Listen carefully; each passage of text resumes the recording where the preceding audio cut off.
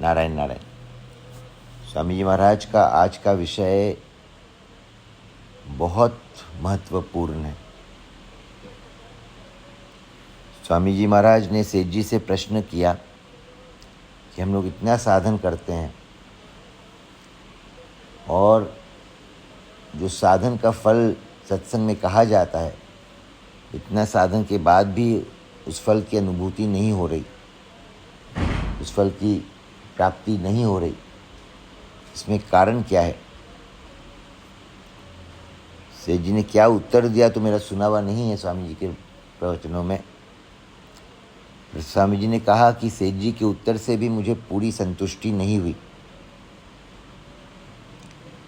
पर अब जाके मुझे उस प्रश्न का उत्तर मिला कि मूल में बाधा सुख की आसक्ति है। मूल में बाधा सुख की आसक्ति है। सांसारिक सुख का त्याग या सांसारिक सुख अपने लिए नहीं है।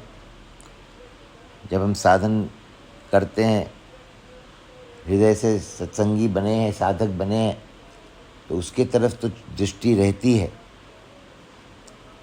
परंतु भगवत संबंधी सुख, जिसको सात्विक सुख कहेंगे, वो भी बंधन कारक है, इसके तरफ दृष्टि नहीं रहती। और जैसे आज स्वामी जी महाराज ने कहा कि जीवन में, व्यवहार काल में अंदर ये बात बनी रहती है कि मुझे सुख मिले, सब चीज़ ठीक चलता रहे। ठीक मतलब सब मेरे अनुकूल चलता रहे, हम जो जैसे चाहते हैं वैसा बना रहे। ये जो धारणा है, ये जो चाह है, ये बहुत बड़ी बाधा है। महाराज जी ने तो स्पष्ट आज कह दिया कि कल्याण नहीं हो सकता, भगवत प्राप्ति नहीं हो सकती। भगवत संबंधी सुख में भी, भगवत संबंधी सुख, कल्याण और भगवत प्राप्ति में बाधा नहीं है, परंतु वहाँ पे हम अटक जाएंगे। हमारा पतन नहीं होगा, नुकसान नहीं होगा, पर वहाँ पे भी अगर उसकी भी हम अगर चाहना करते हैं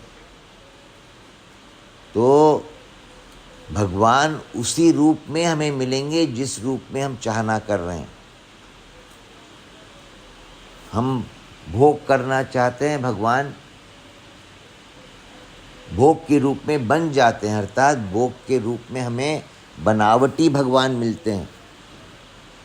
ये यथा माम प्रपद्यन्ते तांस्तथैव भजाम्यहम्। हम जैसी भावना करते हैं, भगवान हमें उसी भावना से मिलते हैं, उसी भावना के अनुसार हमें मिलते हैं। जिसकी रही भावना जैसी प्रभु मूर्ति तिन देखी तैसी। बहुत विशेष अर्थ निकलता है इस चौपाई का।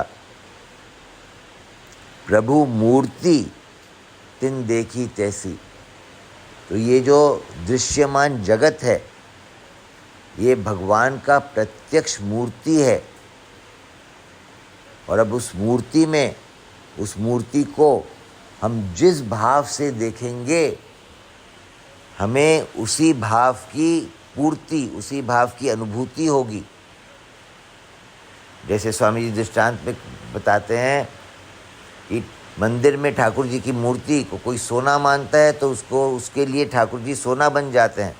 कोई पत्थर मानता है तो उसके लिए पत्थर बन जाते हैं।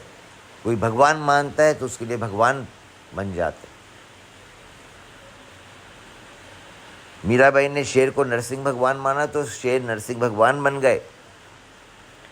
मीराबाई ने विष को अमृत माना तो विष अमृत बन गया। तो जिसकी रही भावना जैसी, प्रभु मूर्ति तिन देखी तैसी नहीं, प्रभु मूर्ति तिन देखी जैसी, प्रभु मूर्ति बन गई वैसी। हम प्रभु मूर्ति को जिस भावना से देखते हैं, प्रभु की मूर्ति उसी भावना के अनुसार बन जाती है।